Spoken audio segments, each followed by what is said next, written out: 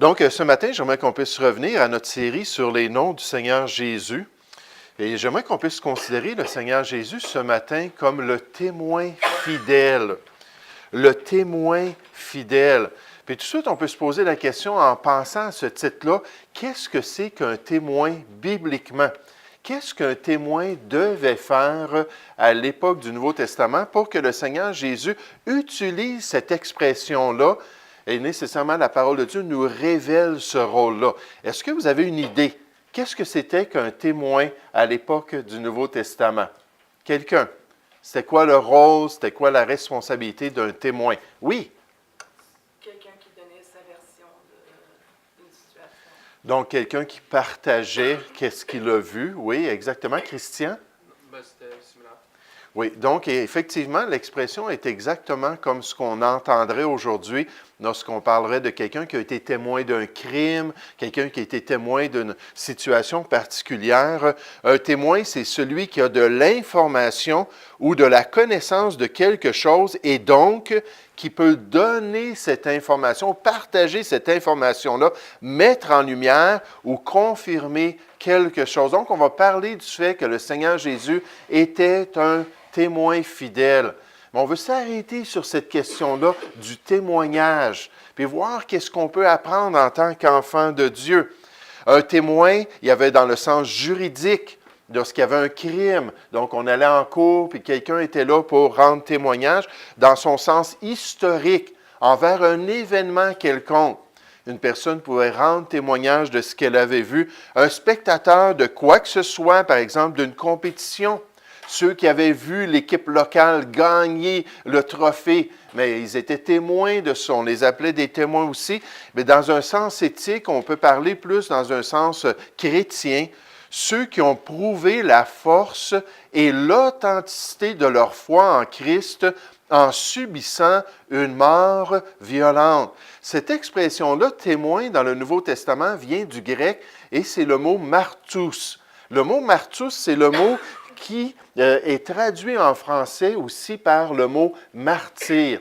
En fait, dans l'utilisation au premier siècle de cette expression-là, la plupart du temps, on parlait tout simplement d'une personne qui avait été témoin de quelque chose, mais des fois, cette personne-là était poussée au point d'être prête à rester debout pour son témoignage, même si elle devait être exécutée, même si elle devait mourir. Et c'est pour ça qu'on parlait du martus comme celui qui était mort pour le témoignage qu'il devait rendre à la vérité.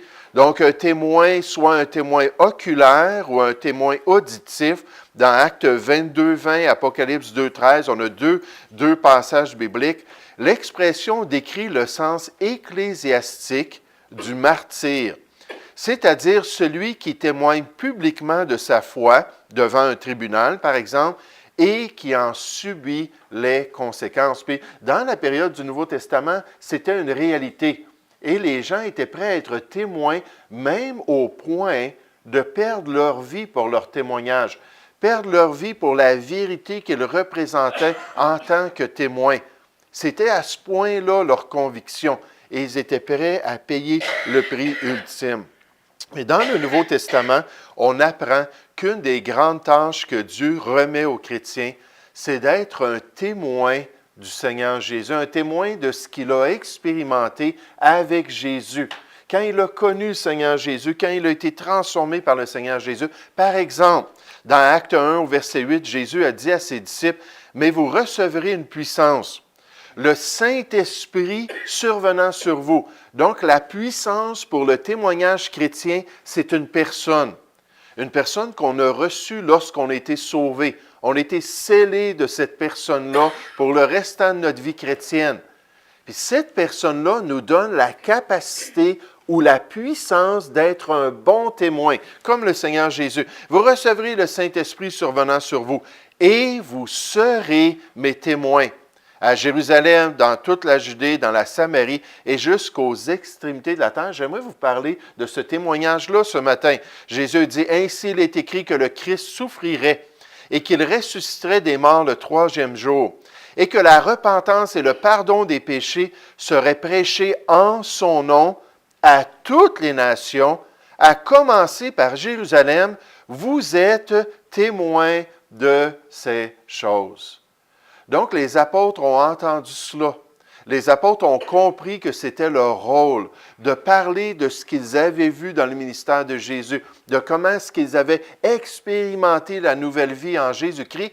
Et dans le Nouveau Testament, on voit qu'ils ont pratiqué cette responsabilité-là. Dans la grande prédication à la Pentecôte, Pierre dit, « C'est ce Jésus que Dieu a ressuscité, nous en sommes témoins. » Nous sommes des martous ou des martyrs. On est prêts à mourir et c'est ce qu'ils ont fait d'ailleurs pour leur foi. On nous dit, vous avez fait mourir le prince de la vie, que Dieu a ressuscité des morts. Nous en sommes témoins. Et ils étaient prêts à payer le prix, ils étaient prêts à rester fidèles envers ce témoignage. Dieu l'a élevé par sa droite comme prince et sauveur pour donner à Israël la repentance et le pardon des péchés. Et dans Acte 10, on apprend que la repentance a aussi été donnée aux païens, aux non-juifs. Il dit, nous sommes témoins de ces choses. De même que le Saint-Esprit que Dieu a donné à ceux qui lui obéissent dans Acte 10 devant un païen. Pierre dit, nous sommes témoins de tout ce qu'il a fait dans le pays des Juifs et à Jérusalem. Ils l'ont tué en le pendant au bois. Dieu l'a ressuscité le 3e jour et il a permis qu'il apparût, non à tout le peuple, mais aux témoins choisis d'avance par Dieu. À nous qui avons mangé et bu avec lui après qu'il fut ressuscité des morts. Et Paul, aussi comme témoin de Jésus-Christ, a pu rendre ce témoignage dans son ministère.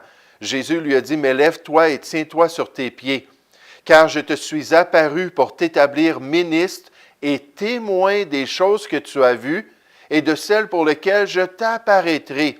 Je t'ai choisi du milieu de ce peuple, les Juifs, et du milieu des païens, vers qui je t'envoie. » Puis tout à travers son témoignage, tout à travers son ministère, Paul a été un bon témoin de Jésus-Christ. Ils lui fixèrent un jour lorsqu'il était à Rome et plusieurs vinrent le trouver dans son logis. Paul leur annonça le royaume de Dieu en rendant témoignage et en cherchant par la loi de Moïse et par les prophètes à les persuader de ce qui concerne Jésus. L'entretien dura depuis le matin jusqu'au soir. Et on peut voir 2 exemples du témoignage de Paul dans le livre des Actes. Dans Actes chapitre 22 et aussi dans Actes chapitre 26, alors qu'il est devant les autorités romaines et qu'il leur dit, « Voici ce que j'ai expérimenté. Voici ce que j'ai vécu. Voici ce que j'ai vu à cause de Jésus-Christ ressuscité. » C'est très intéressant d'apprendre comment être un témoin en regardant ce témoignage-là. Donc, le chrétien doit partager avec les gens les informations liées à sa relation avec Jésus. Il doit expliquer aux gens comment il a reçu le pardon de ses péchés, comment il a eu la paix avec son Dieu. Ce témoignage-là que Dieu nous confie peut être soit en privé ou il peut être en public. Maintenant, j'aimerais juste vous parler du témoignage en privé. Premièrement, dans notre vie personnelle, on peut témoigner à nos enfants.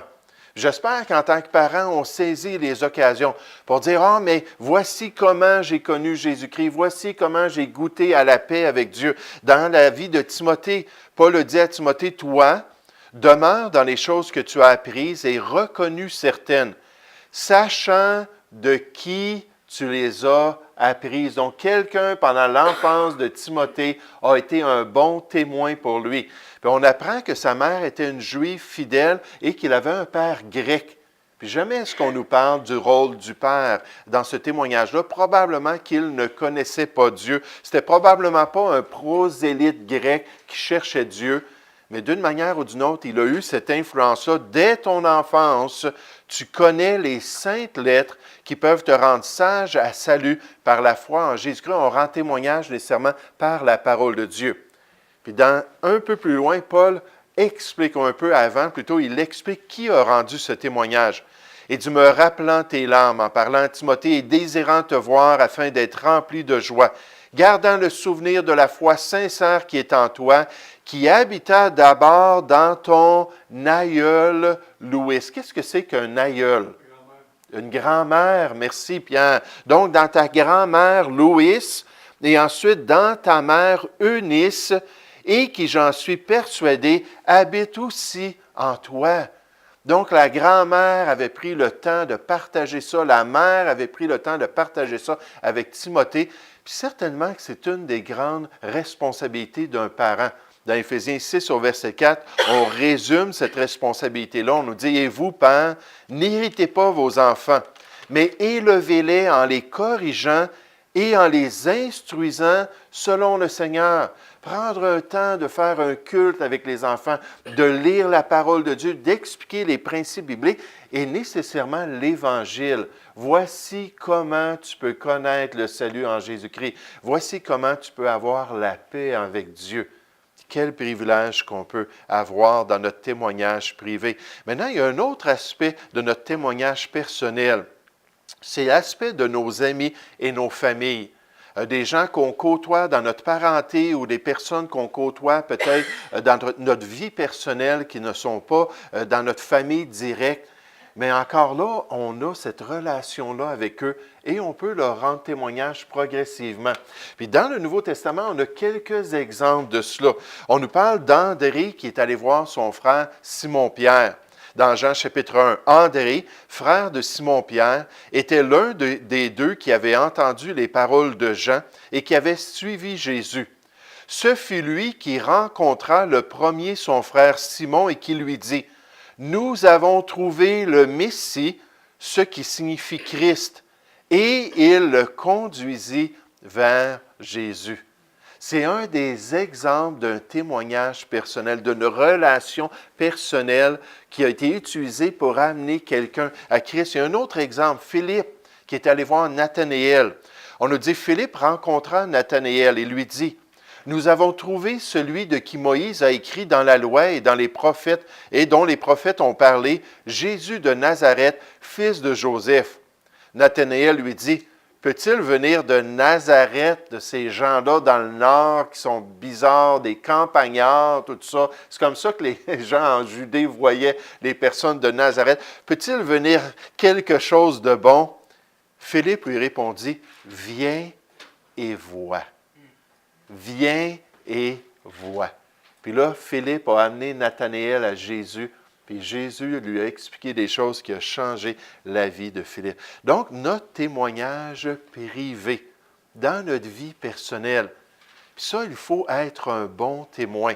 Un bon témoin dans nos familles, auprès de nos amis, auprès de nos enfants. Puis chercher les occasions pour leur expliquer comment avoir la paix avec Dieu. Si nous-mêmes, on ne connaît pas le salut, si nous-mêmes, on ne peut pas dire qu'on a expérimenté cette nouvelle vie-là, il faudrait s'assurer, premièrement, d'avoir cette relation-là avec Dieu. On ne peut pas donner aux autres ce qu'on n'a pas nous-mêmes.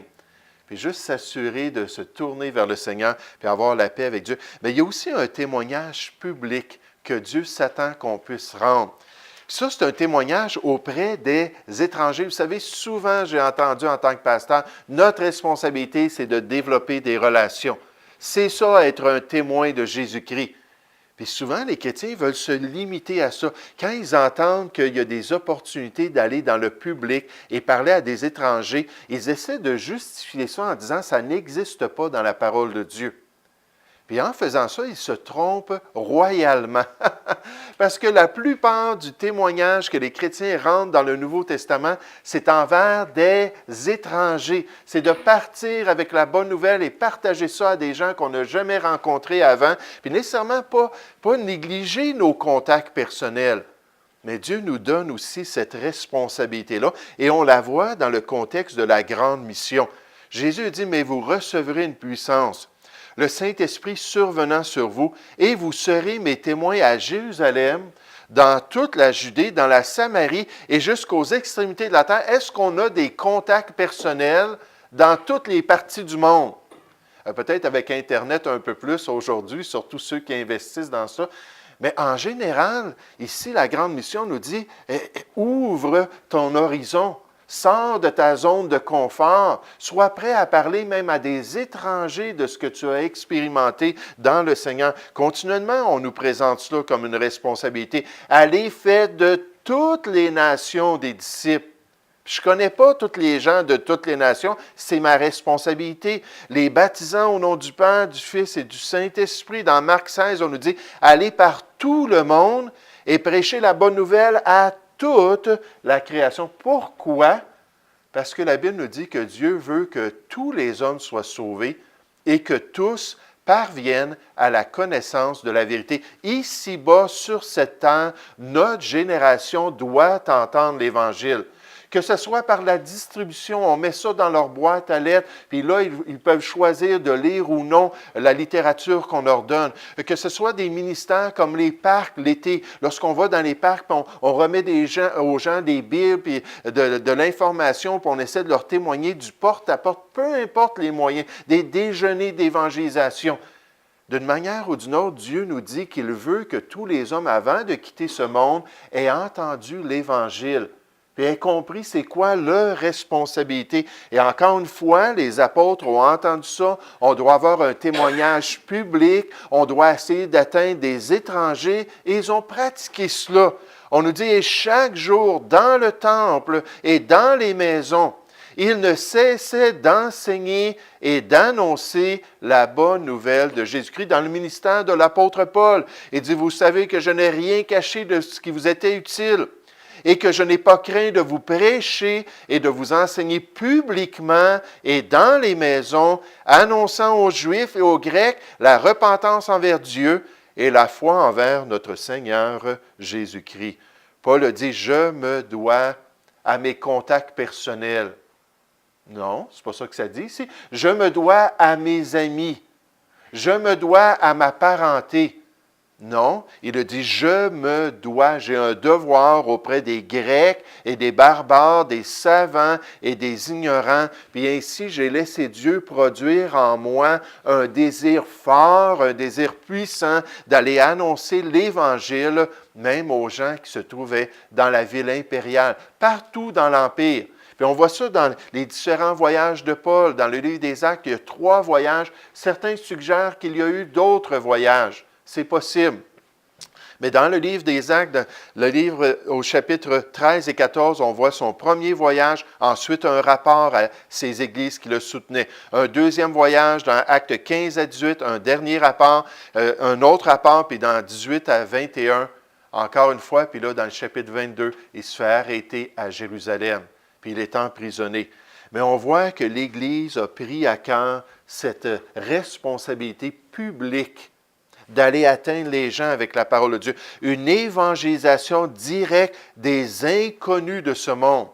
Puis moi, je suis convaincu qu'il y a beaucoup de chrétiens qui parlent à leur contact personnel, beaucoup de chrétiens qui essaient de vivre une vie différente pour atteindre leur famille, leur parenté.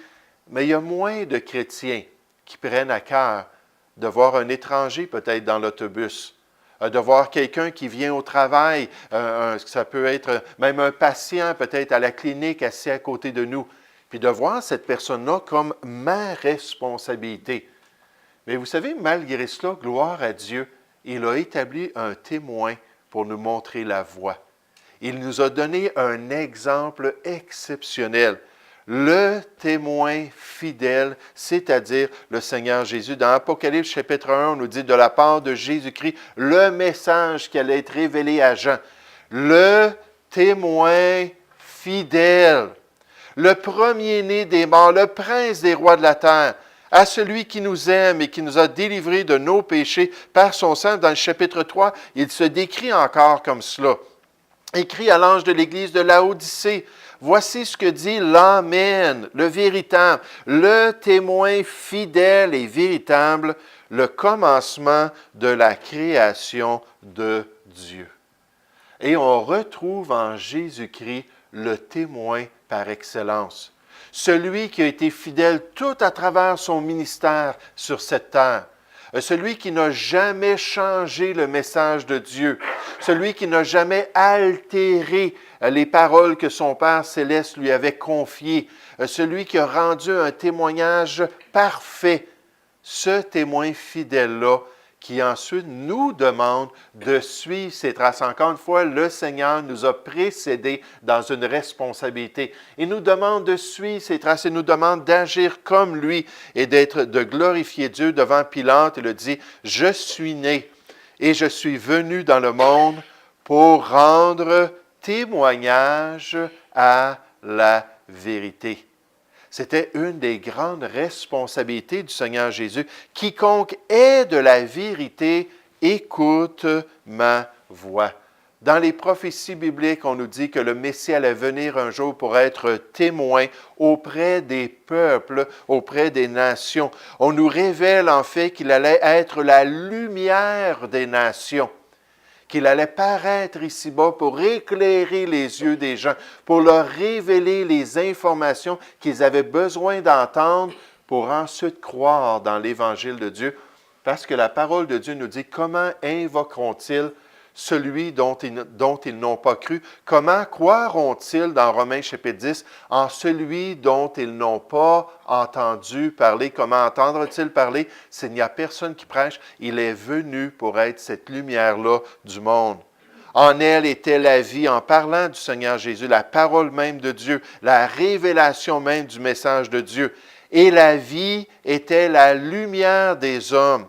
La lumière, lui, dans les ténèbres, et les ténèbres ne l'ont point reçue. On nous dit, cette lumière était la véritable lumière. En parlant de Jésus encore, qui en venant dans le monde éclaire tout homme. Elle était dans le monde, et le monde a été fait par elle, et le monde ne l'a point connue. Elle est venue chez les siens, et les siens ne l'ont point reçue. Et par les chrétiens, et par son Église, ce ministère-là continue alors que Jésus nous a dit, « Et maintenant, vous êtes la lumière du monde. » Vous avez cette responsabilité-là, vous avez cette tâche-là d'aller avec le message de Jésus-Christ, d'aller avec l'Évangile de Dieu et de faire connaître aux gens le message parfait du Seigneur, sans compromis et sans altérer ce que Dieu nous a dit. Paul le dit dans 2 Corinthiens, chapitre 2, il a dit, « Car nous ne falsifions point la parole de Dieu. » Comme font plusieurs, la pression était là dans le ministère des apôtres, de changer le message qui n'était pas populaire. Et j'aimerais vous dire, il n'est pas plus populaire de nos jours. Les gens réagissent, les gens ne sont pas intéressés, les gens veulent qu'on les flatte dans le bon sens du poil, ils veulent qu'on leur dise des chimères, qu'ils sont des bonnes personnes. Puis nous, on leur dit, non, vous êtes des mauvaises personnes, vous êtes condamnés par Dieu. Vous allez subir le jugement de Dieu, mais la bonne nouvelle, c'est que quelqu'un d'autre l'a subi à votre place. Puis là, on peut expliquer ça aux gens, mais il dit, nous ne falsifions point la parole de Dieu, comme font plusieurs parmi les croyants. Mais c'est avec sincérité, mais c'est de la part de Dieu. Et remarquez que nous parlons en Christ. Nous parlons encore pour continuer le ministère du Seigneur Jésus, pour être cette vraie lumière-là qui éclaire les gens dans les voies de Dieu. Nous parlons par l'Esprit de Jésus-Christ. Nous parlons en Christ devant Dieu avec la vérité. Il était le témoin fidèle, car tout ce qu'il a entendu du Père, il a fidèlement révélé à ses disciples. Aussi, parce qu'il a enseigné le chemin de Dieu en vérité, sans se soucier de l'homme. Un des plus grands obstacles qu'on a, c'est quand on pense à l'être humain, comment est-ce qu'il va réagir. Puis là, ça nous ferme la bouche, n'est-ce pas? Ça nous intimide, on a peur. Il ne faut pas se soucier de l'homme. Sans se soucier de l'homme, ni s'est-il intéressé à plaire aux hommes. Paul a dit, si je suis là pour plaire aux hommes, je ne suis plus un disciple de Jésus-Christ. Parce qu'un vrai disciple va déplaire aux hommes. Ainsi, nous parlons, non comme pour plaire à des hommes, mais pour plaire à Dieu qui sonde nos cœurs. Après avoir témoigné, on n'a même pas à se poser la question, est-ce que j'ai choqué la personne? Est-ce que la personne là, a réagi à ce que je lui ai dit? Oui, on le voit dans son visage, des fois dans sa parole, des fois quand il prend le petit traité puis il le déchire en deux. Mais ce que je dois me dire comme question, me poser comme question, c'est est-ce que j'ai plu à Dieu? Est-ce que je lui ai été agréable en faisant cela? Jésus est le témoin fidèle. Il nous donne une grande responsabilité en tant qu'enfants de Dieu, mais il est un grand modèle pour nous encourager dans cette responsabilité-là. Vous savez, alors que je pensais à cela, toutes les informations qu'on reçoit dans cette série sur le Seigneur Jésus, j'ai bien peur, dans mon cœur en tant que pasteur, que c'est seulement de l'information, puis qu'on va devenir des auditeurs oublieux, puis qu'on ne se mettra pas en pratique.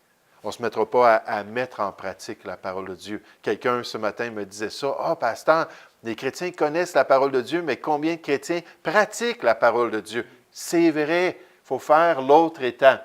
Jésus est un témoin fidèle pour nous, puis nous, on est appelés à être ses témoins. J'aimerais juste qu'on puisse prier ensemble en terminant ce matin.